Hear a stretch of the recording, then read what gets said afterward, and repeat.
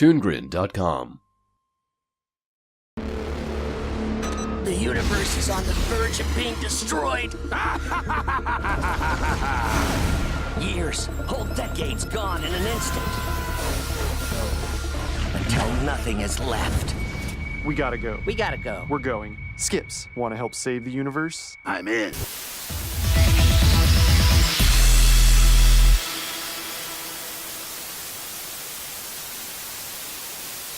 Hello and welcome to Watchin' Stuff, the show about watching stuff. Take two! Because technology...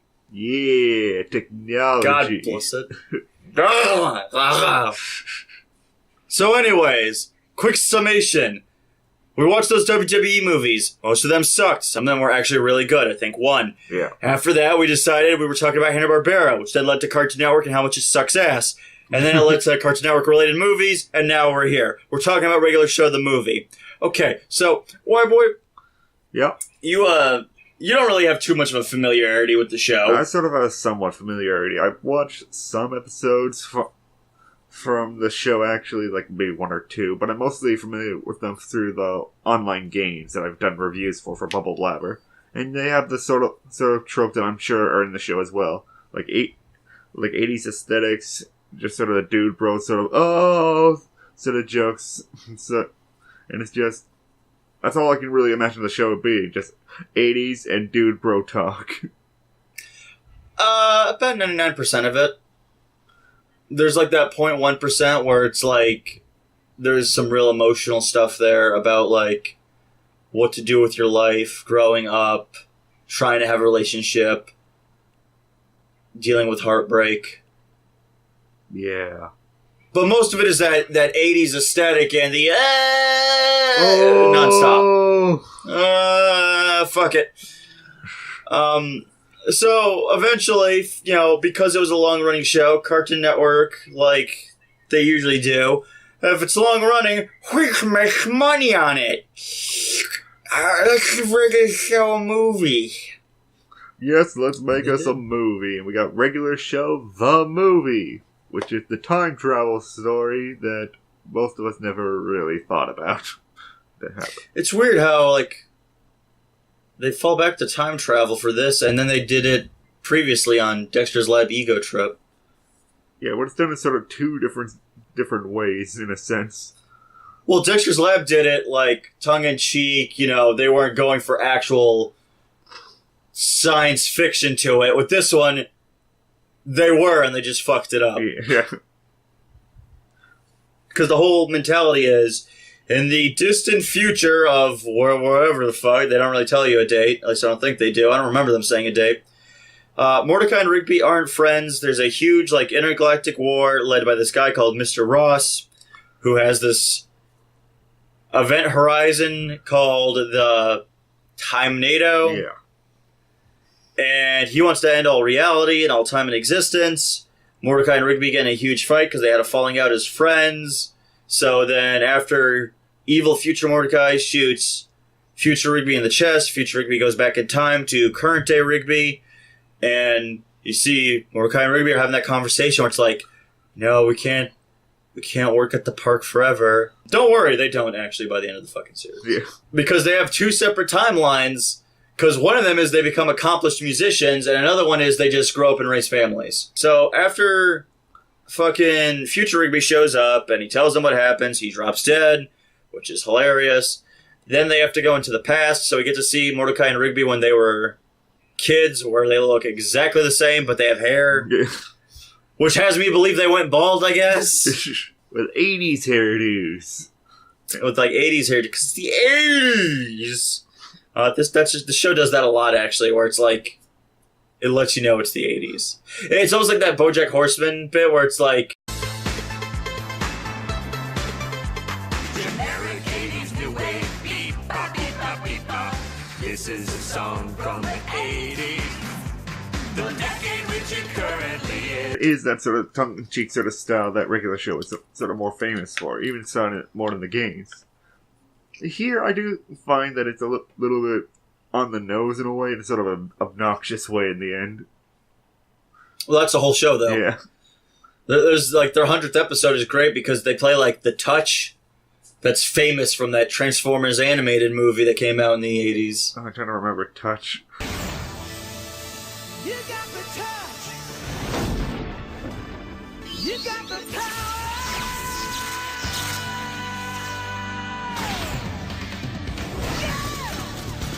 Love that song. Man, that song gets you fucking pumped up. It is a very pump-up sort of song.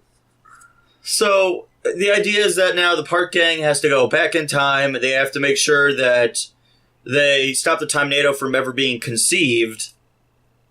And right away out of the gate, we'll tell you, time travel-wise, movie falls apart. Yeah. It does. Because once they destroy the time device that makes the Time-Nado, the teacher wouldn't have had the accident that turned him evil and making Mr. Ross like a mad overlord. Yeah, but instead, Ross from the future gives them another little time device from the future to give to the past. Yeah, and that's not how it works. Yeah. Once you destroy the focal point of where everything started, you can't have that future exist. It just doesn't. Yeah. It would fade. And I know, it's really weird that you guys are sitting there and you're like, WHYBOY and NERO are harping about time travel logic in a regular show movie. I'm just saying, if you're going to do time travel and not make it the goofy tongue-in-cheek nature of, say, Dexter's Lab, and you're going to try and tell it like an actual time travel story, adhere to the rules of how time travel works. Yeah, and it could just be as simple as he just switched it out with a future version of the same device and just placed the past one back there after he destroyed the future one.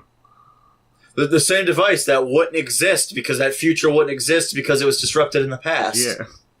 Yeah, that would make more sense. It's basic time travel. Yeah. You start here, it creates this. If you change something here, it'll change something here. Mm-hmm. Exactly. Not rocket science. I think it's like quantum physics or some shit, though, so, I mean... Yeah. It's got probably some degree of science to it, I gotta tell you. So, let me ask you, alright? I'll grill you a little bit on this. Yeah, grill me. As a person coming in, you know, not too familiar with the show, a bit more familiar with the games, but a little bit fresh to this take, what is your takeaway from each character's... Let's start with Benson, you know, the gumball machine. He's... Like, Benson as a character just comes out as the sort of the angry Squidward stereotype. Which I sort of like, because unlike in sort of SpongeBob SquarePants, where he just played to the sort of like Squidward torture porn sort of genre that sort of permeated through the show in the later seasons. There's actually more reason for him to why he's angry, because he's the manager of the whole park, and he just wants Rigby and Mordecai, the two lazy asses of his whole crew, get off their asses and do work. So you feel more sympathy for him when he's just yelling at people. There's a really good episode in an earlier season where he actually has... he's basically put to the task of he has to do this job, this one particular job, or he'll be fired. And Mordecai and Rigby choose to fuck around intentionally, even though they know that he'll get fired. And Benson has this great scene where he breaks down and starts crying. When are you two gonna learn that your actions have consequences? Consequences that affect other people, like me. Don't you two understand? I'm about to lose my job. You may not care about keeping your jobs, but I care about keeping mine. Because if I lose my job, I have nothing. Do you hear me? I have nothing. And it really solidifies, fucking Mordecai and Rigby are horrible people, but if Mordecai's left on his own without Rigby, he actually becomes a better person. Yeah. Like, Rigby flat out brings out the worst in Mordecai. He really does. But let's just go through all the characters first before we go to the crowning achievement of asshole characters. So, Pops, you know, the guy with the big old noggin. Yeah. You know, throughout our first watching of the movie together, like, I really wanted to make some pedophile jokes. Because he just had that sort of voice to him. But my takeaway when I first watched the show, I was like, is he special needs? Like, not in an insulting way, but he seems to obviously act... He acts very childish for a guy who's clearly old. It is whimsically childish. Yeah, so I was like, learning disability, perhaps? But no, like, he actually also comes from a pilot that the show's creator made about, like, the man from Lollipop Land, and he's, like, the Lollipop ambassador, and he's whimsical in English. Yeah. And it's just nice, like... And I do like the Pop's character, because he's just sort of a fun, quirky, little just lighthearted character to basically just liven up the whole crew, because none of the other characters are sort of, like, super happy, super nice and all that. He's just, like, really charming. Yeah. Alright, Skips, the immortal Yeti that is like a groundskeeper. Skips looks cool, and I do like the animation of just him skipping everywhere, even though you've told me that it's just a fun little... like that little jump animation. I remember you asked too, you're like, what's with his legs? And I said, oh, he skips. And you're like, oh, because his name is Skips. No, it's because his girlfriend actually died, and it was this woman he loved very deeply. The reason I always skip is, in all my life, my heart yearned for only one woman. And we used to skip together all the time. On the day I lost her, I vowed to skip every day for the rest of my life, so that I'd never forget the time we spent. What the fuck? Well, that doesn't make it fun anymore. So, I thought this was a comedy. It is a comedy! That's the one bit of drama where you're like, holy shit. Again, this show also gets amazingly dark from time to time. Like, really dark from time to time. Yeah, I've heard that as well. But yeah, Skips is nice. He didn't really do much in the movie to really understand his full character. He's just sort of like the mechanic. He's just grumpy. He's just a mechanic sort of guy in this movie. Which I love. They're like, Skips, can you fix the time machine? Ah, yeah. You know, he's a mechanic. So everything can be fixed with just a mechanic, even if it's like future tech. Yeah. It's like, beat with a wrench one time. There we go, fixed. Yeah. After that is Muscle Man and High Five Ghost, because they're usually always together. Yeah, they're sort of the epitome of the sort of 80s dude bro sort of mentality. Just like, oh yeah, I'm a tough guy, and my dude bro ghost. Yeah, high five, yeah.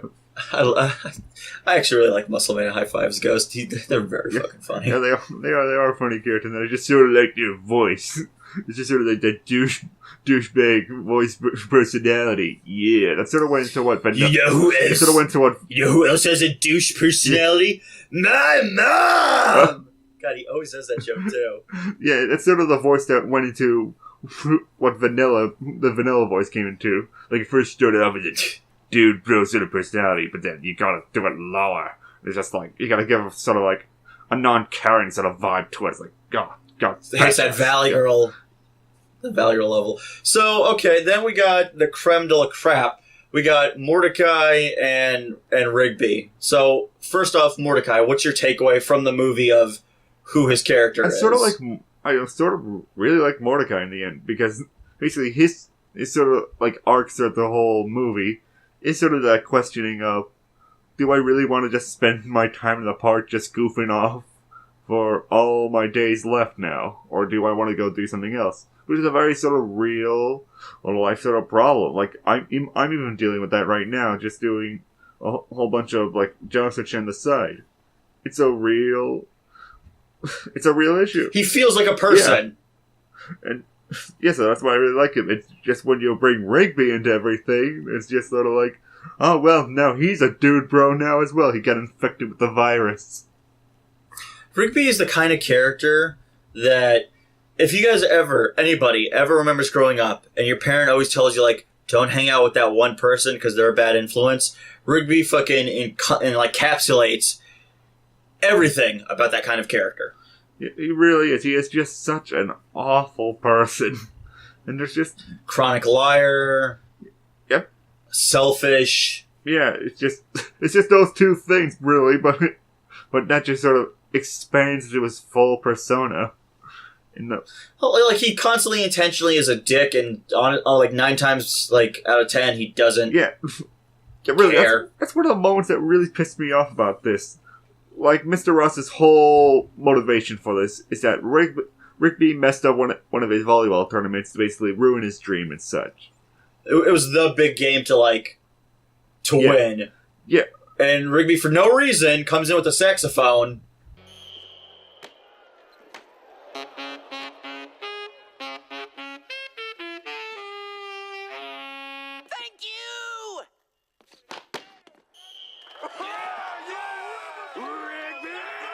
Yeah, just every other time in this movie, he's just saying, "Look, it was an accident, man." Oh yeah, you accidentally grabbed a saxophone and just started playing it.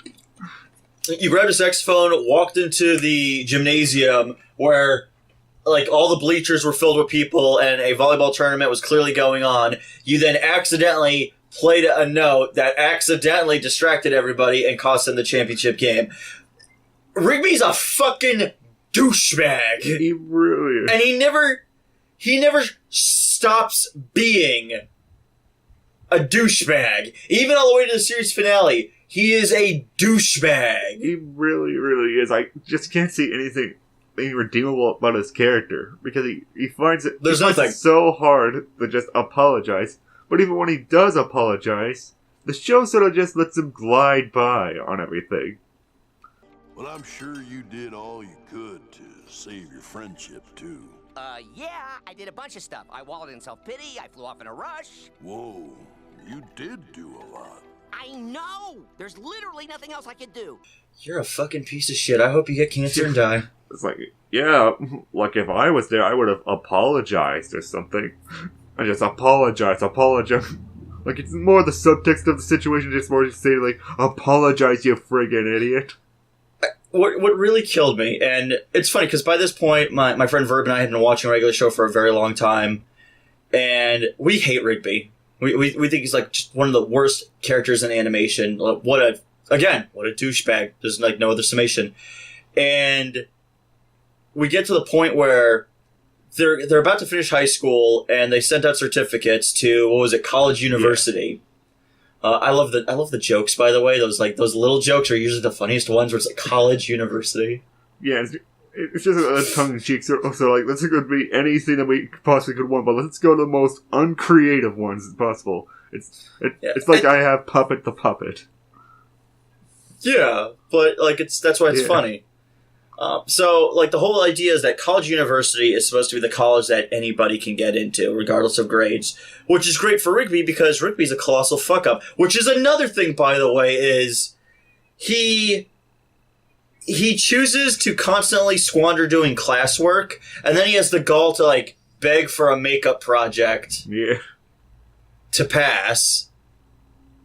Yeah. You can't choose to fuck... Like, it's one thing when it's like you're having trouble with the material and you need a little bit extra to get by. That's understandable. There's another where it's like you choose to fuck up. You don't care about the consequences. Then when the consequences strike you, you, like, beg for forgiveness. Yeah. And it's sort of just the douchebag sort of student mentality that a lot of students actually go through. But I know, that's... It's sort of a reality sort of thing. So, that's not... I know Rigby's. I once made the joke, and I don't think I've ever told you this joke, but I've said, look at your group of friends. If you can't spot the Rigby, I got some bad news for you. What, there's a Rigby? Every group of friends has a Rigby. Yeah, I can see that. I definitely did have a Rigby back in the day. See that? Your fucking eyes went up like, wait. And you, like, shifted through all your friends' profiles right now, and you're like, who's the Rigby? Who's the Rigby out of my group? Who am I going to out as the Rigby? Let's go to the next time we meet each other. It's like, Rigby! Tell you what, if they scream, stop talking! That's how you know they're the Rigby. Like, so the whole thing is that Mordecai got accepted to college university, and Rigby didn't, because, of course, Rigby's a colossal fuck-up.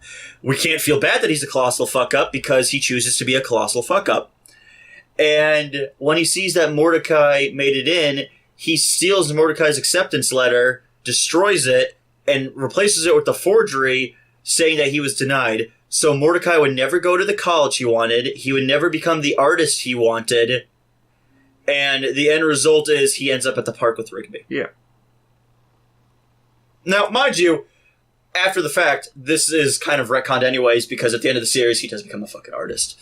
But, like, at this point, when it came out, I want you to think about that. Rigby willingly chose to sacrifice his friend's potential future because he selfishly wanted to keep him around. And the killer of that is, like, there could be the whole sort of moral. It's just like, you know, dude, I would have just stayed with you anyways if you just told me the truth. Like, I would never. Or we could have still been friends, and I could have still gone to college. Yeah. I mean, I know, but we're thinking on the this movie's launch. We're just like if you don't go to the same university, you're going to lose your friends. And they kind of nail that home too, I think, because then they have another character who said, like, you know, I went to this college, my friend went to another one, and now we hate each other's guts. Yeah, that's sort of it's supposed to be the tongue-in-cheek sort of joke, but I think that's more the theming of the movie, where if you're not together, you're going to lose the connection with them, which I feel is a very bad lesson to make. The lesson should be, like, you have to put in the extra effort to basically make that connection keep together, because that's more reality. Like, I mean, fucking, we're like, what, countries apart, and we're fine? Yeah, because we make the effort to basically talk to each other every day. That's the whole lesson. You gotta put the effort into it, or it's not possible. Yeah, but look who we're talking to. It's fucking Rigby.